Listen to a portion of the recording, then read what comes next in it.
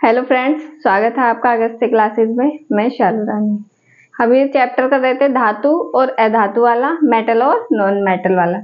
इसमें हमने थोड़ा बेसिक समझ लिया था धातु और अधातु के बारे में और उसकी फिजिकल प्रॉपर्टी करी थी, भौतिक गुण। आज हम इसकी केमिकल प्रॉपर्टी करेंगे, धातु अधातु की केमिकल प्रॉपर्टी। तो पहले धातु की देखते हैं। धातुओं के रासायनिक गुण, इंग्लिश में इसको बोलेंगे केमिकल।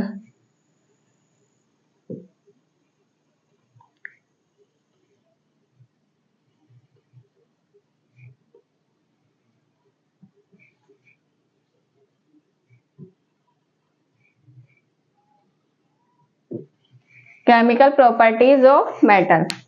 तो इसमें सबसे पहले हम धातु की देखेंगे। धातु में भी धातु की पहले हम ऑक्सीजन और जल से अभिक्रिया की देखेंगे कि ऑक्सीजन से कैसे रिएक्शन करती है और जल से कैसे रिएक्शन करती है। तो फर्स्ट पॉइंट में हम यही लेंगे,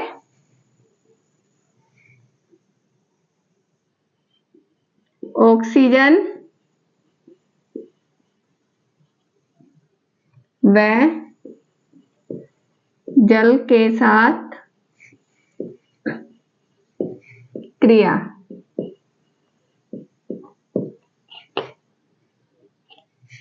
धातु की ऑक्सीजन और जल के साथ क्रिया। तो धातु में क्या होता है, धातु जब ऑक्सीजन से क्रिया करती है तो धातु ऑक्साइड बनाती है, और वो जो धातु ऑक्साइड है फिर वो अगर जल से क्रिया करेगा तो धातु हाइड्रोक्साइड बनाएगा। तो इसको हम लिखेंगे यहाँ पे कि जब धातु वायु में उपस्थित ऑक्सीजन, वायु में रहती है ऑक्सीजन, उससे क्रिया करती है तो वो धातु ऑक्साइड बनाती है। तो उसको थोड़ा सा हम लिखते हैं पहले, फिर उसको समझेंगे।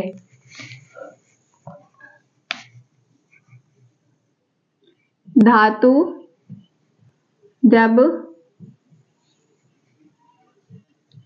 वायुमंडल में उपस्थित ऑक्सीजन के साथ क्रिया करती है तो वह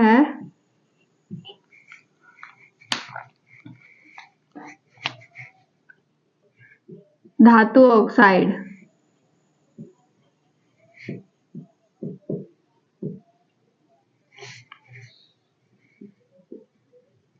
बनाती है। इसको ब्लू से लिख देते हैं।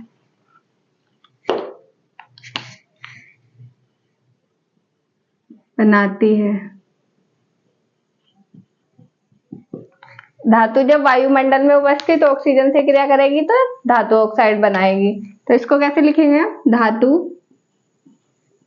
प्लस ऑक्सीजन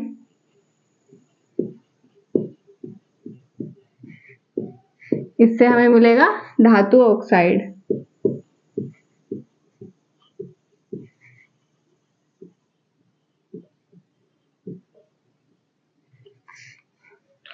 अब आगे नेक्स्ट स्टेप हो गया इसका।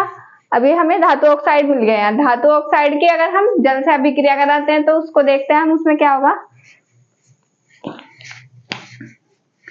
धातु ऑक्साइड जब जल से अभिक्रिया, एक मिनट यहाँ पे पहले एक पॉइंट और लिख लेते हैं हम। ये जो हमारे पास धातु ऑक्साइड मिला है ये क्षारीय प्रकृति का होता है। अधिकतर धातु ऑक्साइड क्षारीय प्रकृति के होते हैं। अब ये क्योंकि क्षारीय प्रकृति का हुआ है तो ये लिटमस पेपर के साथ कैसा व्यवहार करेगा, धातु ऑक्साइड क्षारीय प्रकृति के होते हैं, जो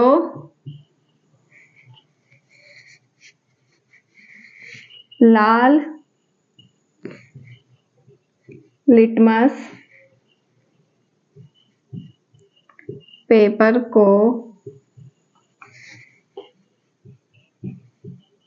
नीला कर देते हैं।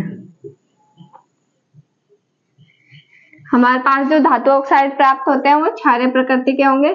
अब क्योंकि ये क्षारीय है तो ये लिटमस पेपर को लाल से नीला करेगा। अम्ल नीले से लाल करता है और क्षार लाल से नीला करता है, तो ये लाल लिटमस पेपर को नीला कर देगा। अब इसमें सेकंड पॉइंट लिख लेते हैं इसका, ये वाला जो हम लिख रहे थे धातु ऑक्साइड। अब धातु ऑक्साइड अब जल के साथ अभिक्रिया करेगा तो क्या होगा, जब धातु ऑक्साइड जल से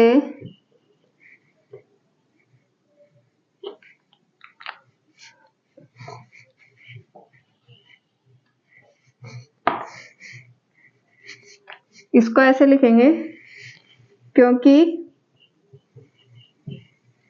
ये धातु ऑक्साइड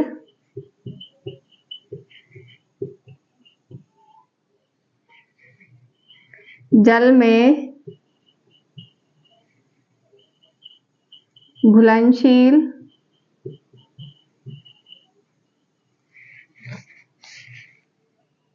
होते हैं,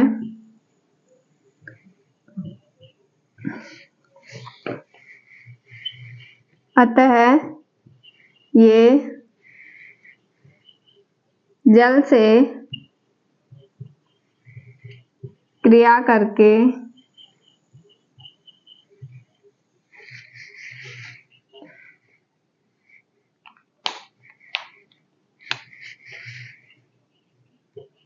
धातु हाइड्रोक्साइड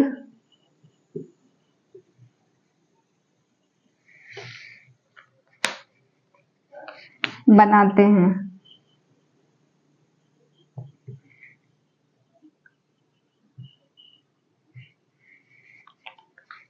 अब ये जो हमारे पास धातु ऑक्साइड प्राप्त हुआ था, एक तो ये क्षारीय प्रकृति का था इसलिए ये लाल लिटमस को नीला कर रहा था, और दूसरा ये जल में घुलनशील होते हैं, जल में घुलनशील होने के कारण ये धातु हाइड्रोक्साइड बनाते हैं।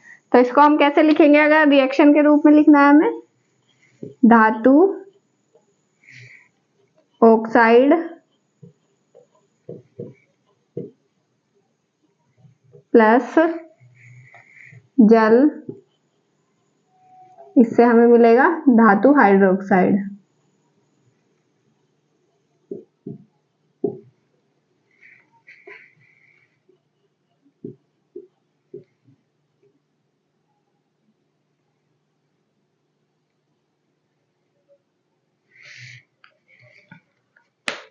तो इस तरह से धातु जल और पानी के साथ रिएक्शन करेंगे। जब यहां से देखते हैं ऑक्सीजन व जल के साथ क्रिया, धातु जब वायुमंडल में उपस्थित ऑक्सीजन के साथ क्रिया करती है तो धातु ऑक्साइड बनाती है।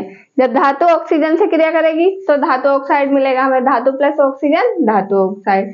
ये क्षारीय प्रकृति का होता है। अब धातु ऑक्साइड क्षारीय प्रकृति के होते हैं जो लाल लिटमस पेपर को नीला कर देंगे, क्योंकि क्षार लाल लिटमस को नीला करता है इसलिए ये भी लाल लिटमस को नीला कर देंगे। क्योंकि ये धातु ऑक्साइड जल में घुलनशील होते हैं, क्योंकि ये जल में घुलनशील होते हैं इसलिए जल से भी क्रिया कर जाएंगे। तो जल में घुलनशील होने के कारण ये जल से क्रिया करेंगे और क्या प्राप्त होगा हमें, अतः ये जल से क्रिया करके धातु हाइड्रोक्साइड बनाएंगे। तो यहाँ धातु ऑक्साइड प्लस जल धातु हाइड्रोक्साइड, हमें यहाँ पे धातु हाइड्रोक्साइड मिल जाएगा जब ये जल से क्रिया करेंगे। लेकिन इनकी जो क्रियाशीलता है वो धातुओं पे डिपेंड करती है कि किसी की क्रियाशीलता ज्यादा होती है, किसी की कम होती है। जिसकी क्रियाशीलता ज्यादा होती है वो आराम से रिएक्शन कर जाता है, और जिसकी कम होती है उसको रिएक्शन कराने के लिए गर्म करना पड़ता है। तो हम इसको आगे देखते हैं। अब इसमें क्या होगा, यहाँ पे लिखेंगे हम परंतु धातुओं की क्रियाशीलता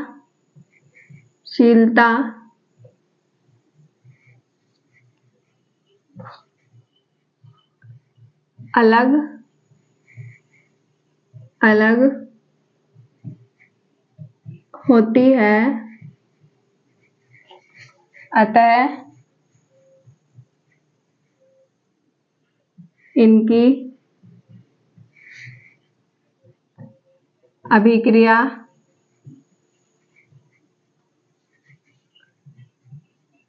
करने की क्षमता इनकी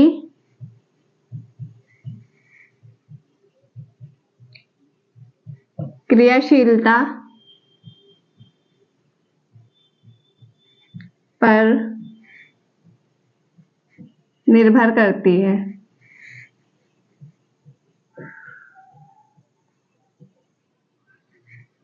अब हमने ये पॉइंट लिखा है यहाँ पे, परंतु हटा देते हैं यहाँ से, इसको ऐसे ही रहने देते हैं। धातुओं की क्रियाशीलता अलग अलग होती है, अतः इनकी अभिक्रिया करने की क्षमता इनकी क्रियाशीलता पर निर्भर करती है। इनकी क्रियाशीलता पे डिपेंड करेंगी कि किसकी क्रियाशीलता अधिक है और किसकी क्रियाशीलता कम है। अब क्रियाशीलता को कैसे पता चलाएंगे हम, किसकी ज्यादा है या किसकी कम है, उसको जानने के लिए हम यहाँ लिखेंगे क्रियाशीलता। अब क्रियाशीलता का पता लगाना है हमें कि किसकी क्रियाशीलता ज्यादा है, किसकी क्रियाशीलता कम है। हमारे पास जो धातुएं होती हैं उनका अगर हम इलेक्ट्रॉनिक विन्यास करते हैं, किसी की कक्षा में बाहर 1 आएगा इलेक्ट्रॉन, किसी की में 2 आता है, किसी की में 3 आता है, किसी में 4 भी आता है। तो इन इलेक्ट्रॉन के ऊपर ही इनकी क्रियाशीलता डिपेंड करती है कि बाहर की कक्षा में कितने इलेक्ट्रॉन आ रहे हैं। अगर बाहर की कक्षा में 1 इलेक्ट्रॉन आ रहा है तो उसकी क्रियाशीलता ज्यादा होगी, क्योंकि वो उस 1 इलेक्ट्रॉन को आराम से त्याग सकता है, किसी दूसरे को दे देगा और रिएक्शन कर जाएगा आराम से। लेकिन अगर बाहर वाली कक्षा में 2 इलेक्ट्रॉन आ रहे हैं तो उसको त्यागने के लिए उसको थोड़ा हीट देनी पड़ेगी, उसको 2 इलेक्ट्रॉन निकालने के लिए हीट देनी पड़ेगी, तभी वो रिएक्शन करेगा। लेकिन अगर बाहर वाली कक्षा में 3 इलेक्ट्रॉन आ जाते हैं, 1 आ रहा है तो अधिक क्रियाशील है, 2 आ रहा है तो उससे कम क्रियाशील होगा 1 वाले से। लेकिन अगर 3 आ जाता है तो वो सबसे कम क्रियाशील होता है। कम क्रियाशील इसलिए क्योंकि उसमें बाहर 3 इलेक्ट्रॉन आ रहे हैं, उसको रिएक्शन करने के लिए और ज्यादा हीट देनी पड़ती है, बहुत ज्यादा हीट देनी पड़ती है, तभी वो रिएक्शन करते हैं। तो क्रियाशीलता को हम कैसे समझेंगे,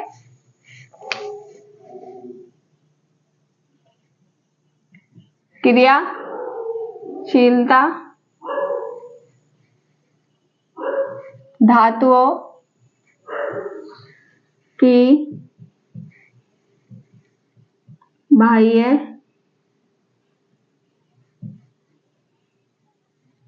कक्षा में उपस्थित इलेक्ट्रॉन पर निर्भर करती है।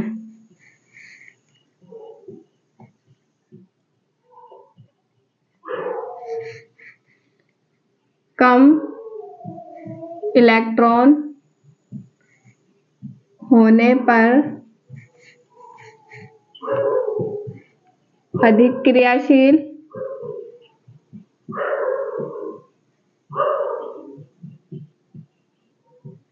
व अधिक, ये बाह्य कक्षा का ही लिख रही हूं मैं, बाह्य कक्षा में कम इलेक्ट्रॉन होने पर अधिक क्रियाशील व अधिक इलेक्ट्रॉन होने पर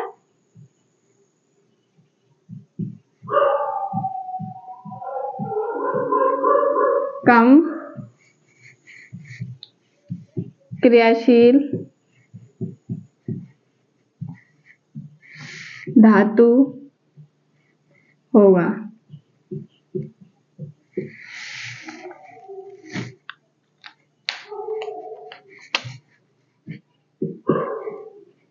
बाह्य कक्षा में इलेक्ट्रॉन और क्रियाशीलता।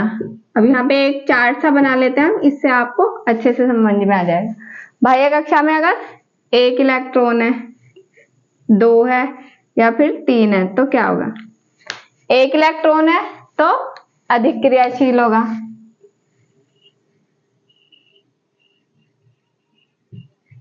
अधिक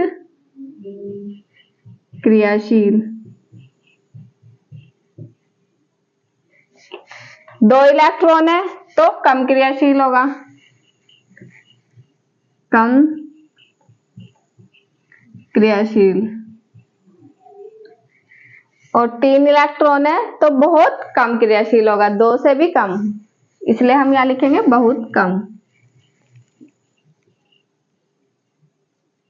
बहुत कम क्रियाशील।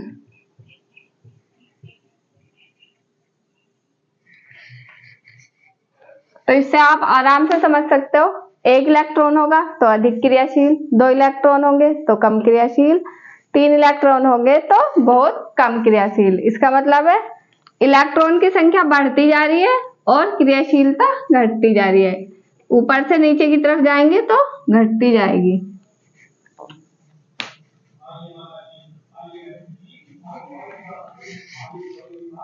इसको एरो को ऊपर की तरफ लगाएंगे क्योंकि ऊपर की तरफ बढ़ रही है, नीचे की तरफ घट रही है। नीचे से ऊपर की तरफ जाने पे क्रियाशीलता बढ़ रही है, तो ये क्रियाशीलता होगी। आगे हम अभी देखते हैं इसके आगे क्या है, इसका स्क्रीनशॉट ले लो और इसको देखना आप।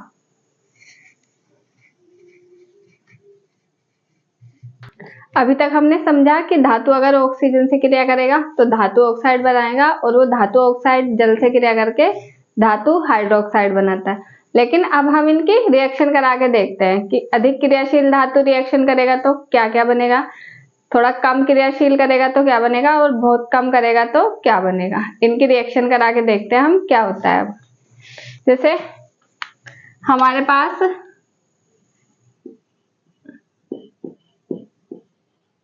इसको Li को इधर लिखे, लिथियम, ये धातु हैं, ये बहुत ज्यादा क्रियाशील धातु है। अब इनकी रिएक्शन कराएंगे तो क्या होता है, इसमें पहले लिख लेंगे हम लिथियम, सोडियम, पोटेशियम, अधिक क्रियाशील धातु है जो कमरे के ताप पर भी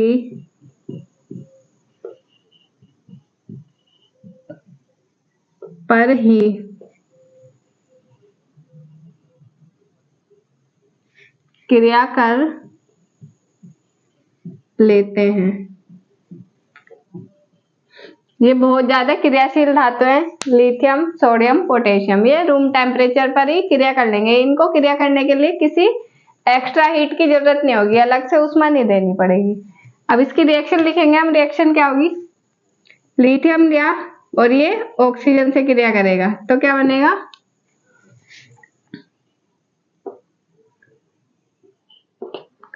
LiO। इसके पास 1 इलेक्ट्रॉन होता है बाहर वाली कक्षा में, वो उसको त्याग के और आराम से रिएक्शन कर जाएगा। ऐसे ही सोडियम की देखें, Na+O2 Na2O, इसको बैलेंस करेंगे तो यहाँ पे 2 लगा देंगे और ये 4 हो जाएगा। इस यहाँ पे भी इसमें 2 लगेगा, ये 4, पोटेशियम +O2 K2O, ये 2 और ये 4। इन तीनों की रिएक्शन लिखी है मैंने। जब लिथियम ऑक्सीजन से क्रिया करेगा तो LiO, lithium oxide, sodium oxygen से क्रिया करेगा Na2O, sodium oxide, potassium oxygen से क्रिया करेगा K2O, पोटेशियम ऑक्साइड, ये हमें मिलेंगे। लिथियम ऑक्साइड,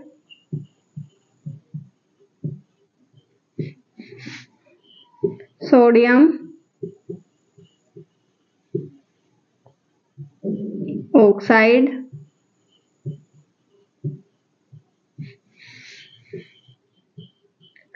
पोटेशियम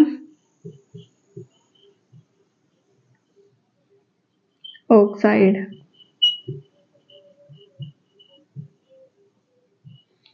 ये तीनों मिलेंगे हमें यहाँ पे। अब हमें इनके ऑक्साइड मिल गए, लिथियम ऑक्साइड, सोडियम ऑक्साइड और पोटेशियम ऑक्साइड। ये तीनों मिले, ये तीनों क्षारीय प्रकृति के होते हैं। अब क्योंकि क्षार है तो इनके साथ भी वही रिएक्शन होगी कि ये क्षारीय। ये भी लाल लिटमस को नीला कर देंगे। अब ये रिएक्शन आराम से हो रही है, किस लिए हो रही है? क्योंकि इनकी बाह्य कक्षा में एक इलेक्ट्रॉन होता है। तो हम यहाँ लिख सकते हैं लिथियम, सोडियम, पोटेशियम की बाह्य कक्षा में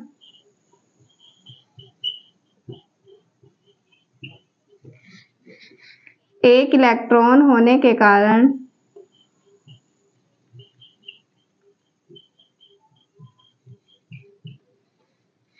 यह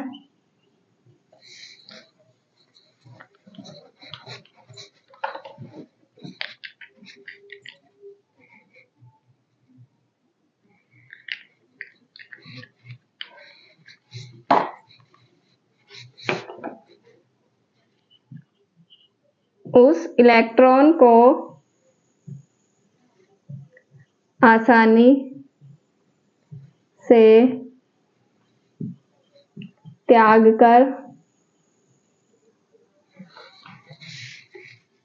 अपने ऑक्साइड बनाते हैं।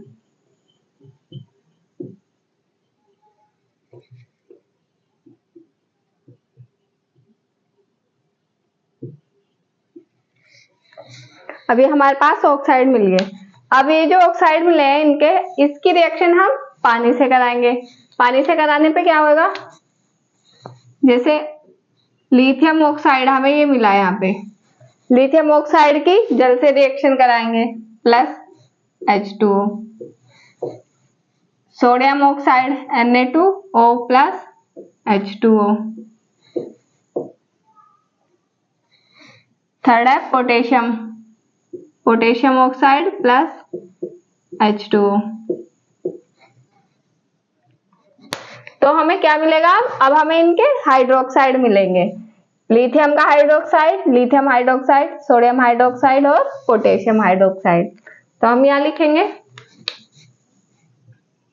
LiOH plus H2O। यहाँ पे जल भी मिलता है हमें, NaOH plus H2O, KOH plus H2O। तो ये मिले हमें, ये लिथियम ऑक्साइड,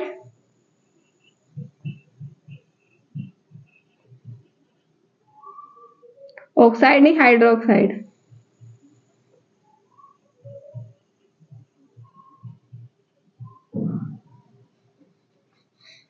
ये सोडियम हाइड्रोक्साइड,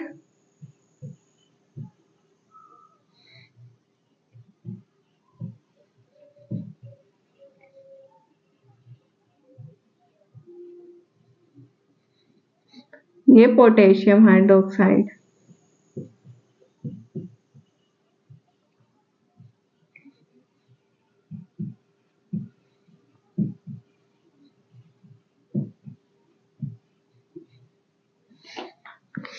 अब इसमें क्या था?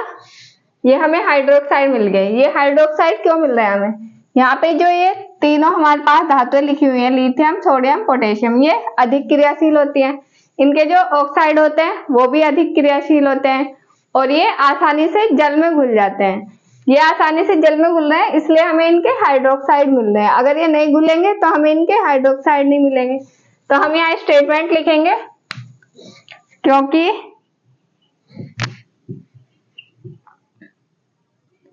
लिथियम, सोडियम, पोटेशियम के ऑक्साइड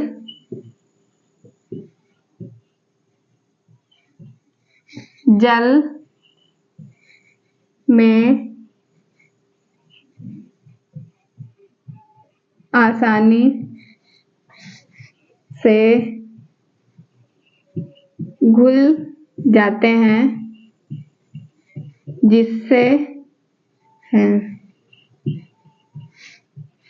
जिससे हमें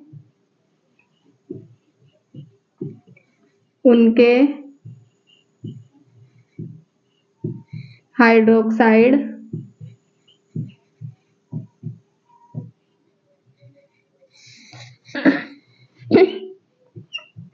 प्राप्त होते हैं। क्योंकि जल में आसानी से घुल जाते हैं इसलिए हमें इनके हाइड्रोक्साइड प्राप्त होते हैं। ये लिथियम का जल से रिएक्शन कराई लिथियम ऑक्साइड की, तो ये लिथियम हाइड्रोक्साइड मिला हमें। सोडियम ऑक्साइड की जल से रिएक्शन कराई, सोडियम हाइड्रोक्साइड मिलेगा। और पोटेशियम ऑक्साइड की जल से रिएक्शन कराएंगे तो पोटेशियम हाइड्रोक्साइड मिलेगा और तीनों के साथ में जल मिलेगा। तो ये हो गया हमारे पास अधिक क्रियाशील धातु। अब इनका स्क्रीनशॉट ले लो और इसको नोट कर लो, फिर हम आगे का देखते हैं। जो कम क्रियाशील धातु है उनको देखेंगे हम।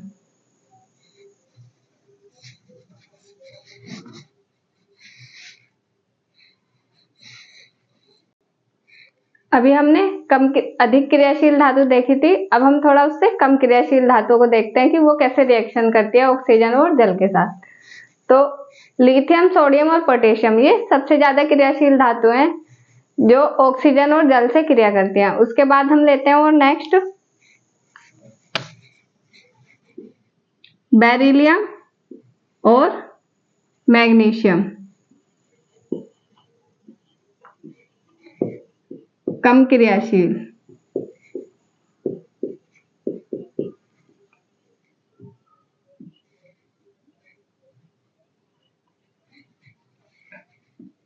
इसमें पहले लिखेंगे वही कि ये ऑक्सीजन से क्रिया करती हैं। बेरिलियम और मैग्नीशियम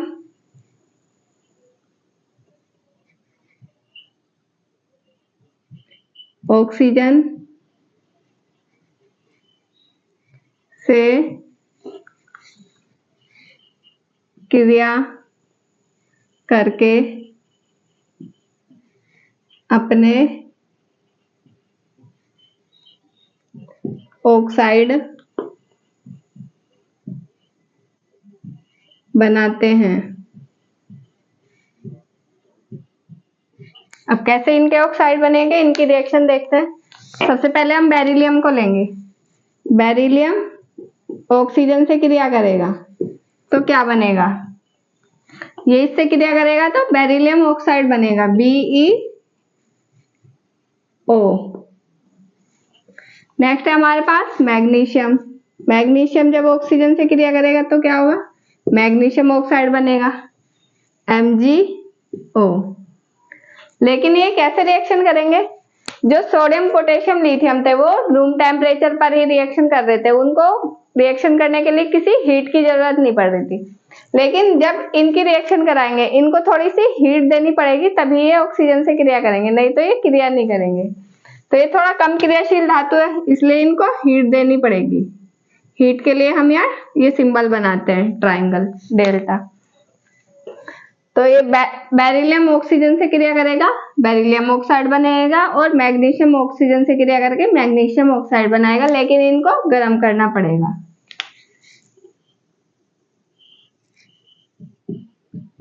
बेरिलियम ऑक्साइड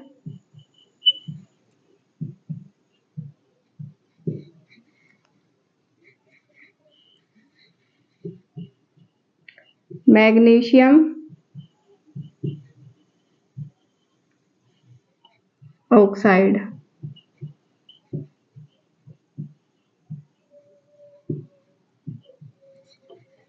अब ये मिल गया हमें।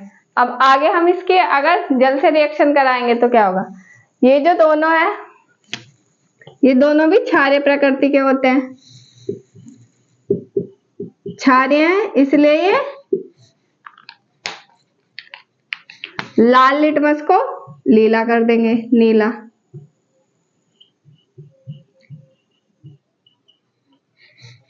क्षारीय हैं इसलिए लाल लिटमस को नीला कर देंगे। लेकिन इनके साथ क्या है, जो हमने पहले करे थे सोडियम, पोटेशियम और लिथियम, वो जल में घुलनशील थे उनके ऑक्साइड। लेकिन ये जो ऑक्साइड है हमारे पास, बेरिलियम ऑक्साइड और मैग्नीशियम ऑक्साइड, ये जल में घुलनशील नहीं होते, इसलिए ये जल से क्रिया नहीं करते। तो हम उसको यहाँ लिख लेंगे,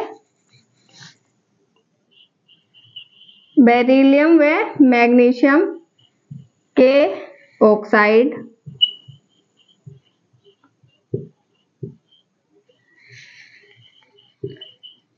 जल में घुलनशील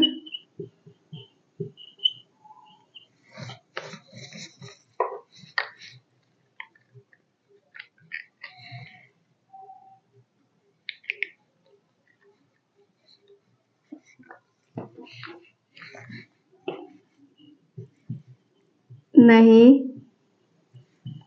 होते हैं, अतः ये जल से अभिक्रिया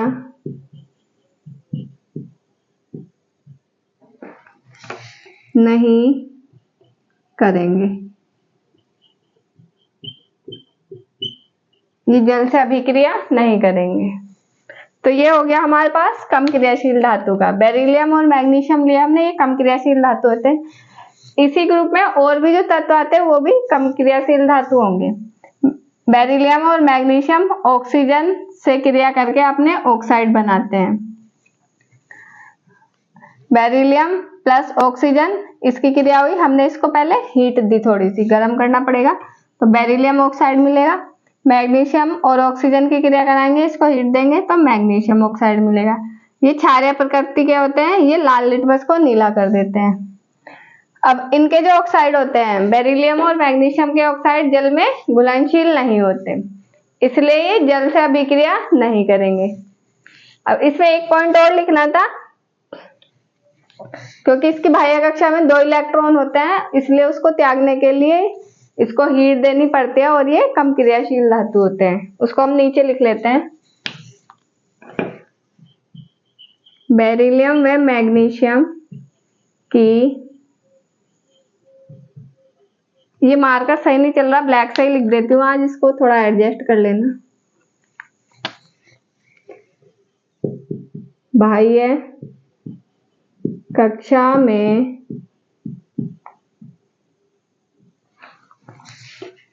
2 इलेक्ट्रॉन होने के कारण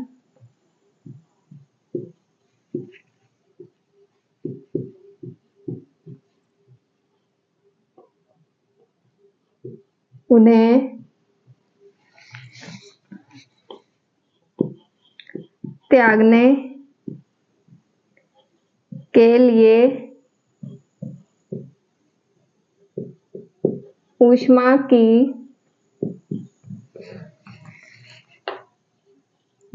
आवश्यकता होती है,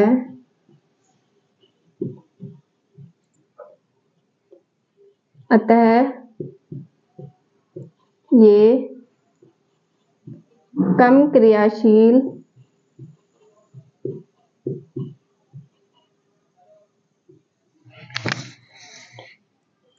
धातु हैं।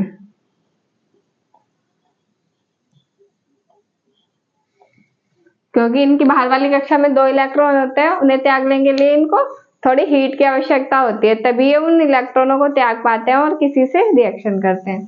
तो ये वाला पॉइंट या तो आप यहाँ पे लिख लेना, यहाँ लिख लोगे तो ज्यादा सही रहेगा, और उसके बाद ये नीचे लिख लेना, लेकिन यहाँ भी लिखा हुआ है तो उसमें भी कोई दिक्कत नहीं है।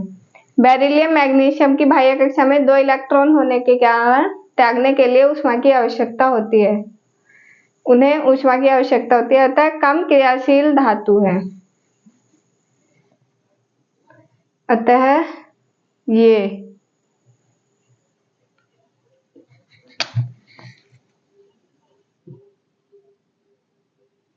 कम क्रियाशील धातु है। नीचे दिख रहा है क्या?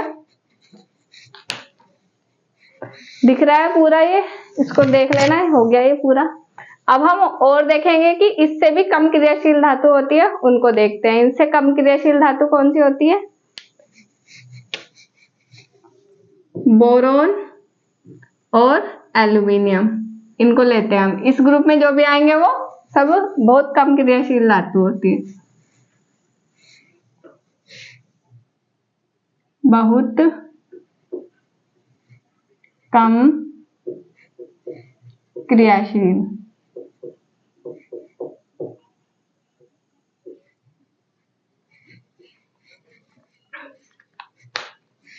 अब इसमें लिखेंगे हम, इसको ब्लैक से ही लिखना पड़ेगा आज। BAl, बोरोन और एल्यूमिनियम की जब ऑक्सीजन से क्रिया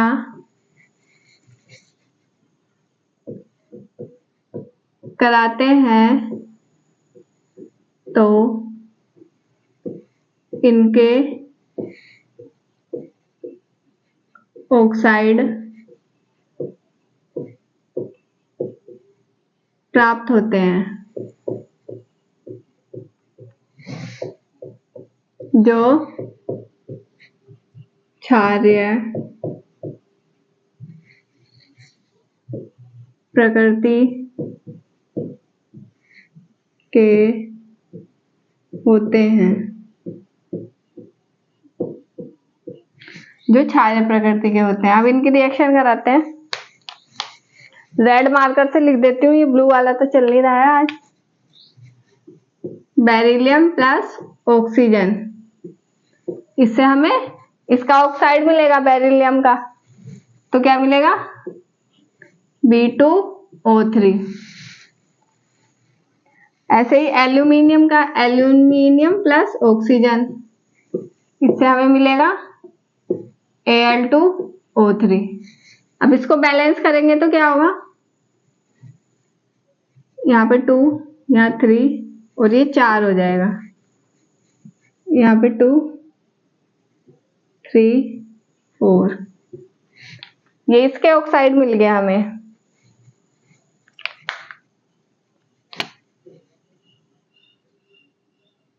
बोरोन, ऑक्साइड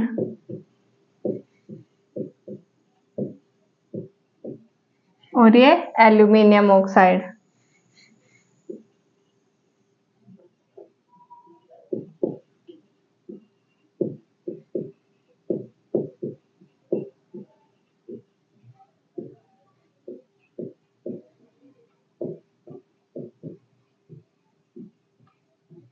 ये इनके ऑक्साइड मिल गए।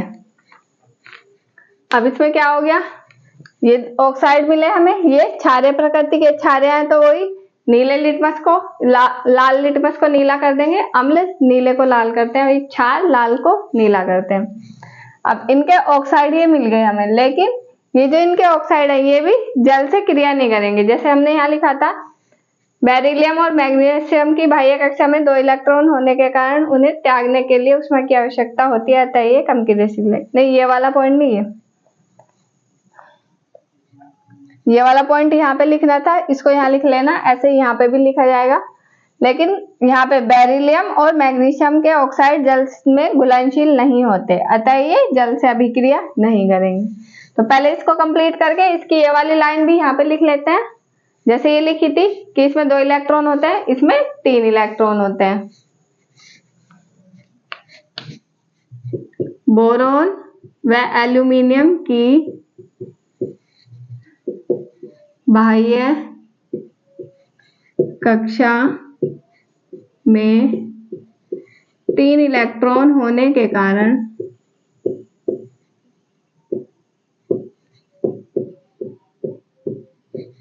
उन्हें त्यागने के लिए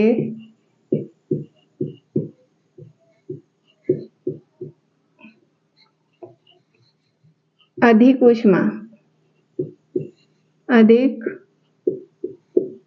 ऊष्मा की आवश्यकता होती है। इसमें हम गर्म कर रहे थे लेकिन कम ऊष्मा देनी पड़ रही थी इसमें, लेकिन इसमें हमें बहुत ज्यादा ऊष्मा देनी पड़ेगी। अधिक ऊष्मा, यहाँ पे भी अधिक ऊष्मा, बहुत ज्यादा हीट की जरूरत होती है यहाँ। अब क्योंकि इनको बहुत ज्यादा हीट देनी पड़ रही है इसलिए ये इनसे भी कम क्रियाशील धातु है। सबसे ज्यादा लिथियम, सोडियम और पोटेशियम थे, उसके बाद ये आए, ये थोड़ा उनसे कम क्रियाशील थे, और थर्ड नंबर पे ये इनसे भी कम क्रियाशील धातु है। इनको रिएक्शन कराने के लिए ऑक्सीजन से इनसे भी ज्यादा ऊष्मा देनी पड़ती है। इनको तो ऊष्मा देनी पड़ती है लेकिन इनको उससे भी ज्यादा ऊष्मा देनी पड़ती है, क्योंकि इनकी बाहर वाली कक्षा में 3 इलेक्ट्रॉन होते हैं और उन्हें त्यागने के लिए इन्हें बहुत ज्यादा ऊष्मा की जरूरत होती है। तो ये लिख लिया हमने, लेकिन अब ये जल से रिएक्शन नहीं करेंगे क्योंकि ये जल में घुलनशील नहीं है, तो वो पॉइंट भी लिख लेते हैं हम। बेरिलियम व बोरोन व एल्यूमिनियम के ऑक्साइड जल में घुलनशील नहीं होते, अतः ये भी जल से क्रिया नहीं करेंगे। तो ये हमने तीनों टाइप के देख लिए। जिसकी कक्षा में 1 इलेक्ट्रॉन होता है बाहर वाली वो देख लिया, जिसकी में 2 होते हैं वो देख लिया, और जिसकी में 3 होते हैं वो भी देख लिया। एक वाला हमने पहली स्लाइड में करा था, इससे ये 2 इलेक्ट्रॉन वाले हैं और ये 3 इलेक्ट्रॉन वाले हैं। तो इसका आप स्क्रीनशॉट ले लो, 1-2 पॉइंट और है इसमें, उसको करके आज की क्लास को हम फिर यहीं खत्म कर देंगे। स्क्रीनशॉट ले लो इसका, फिर आगे करते हैं हम।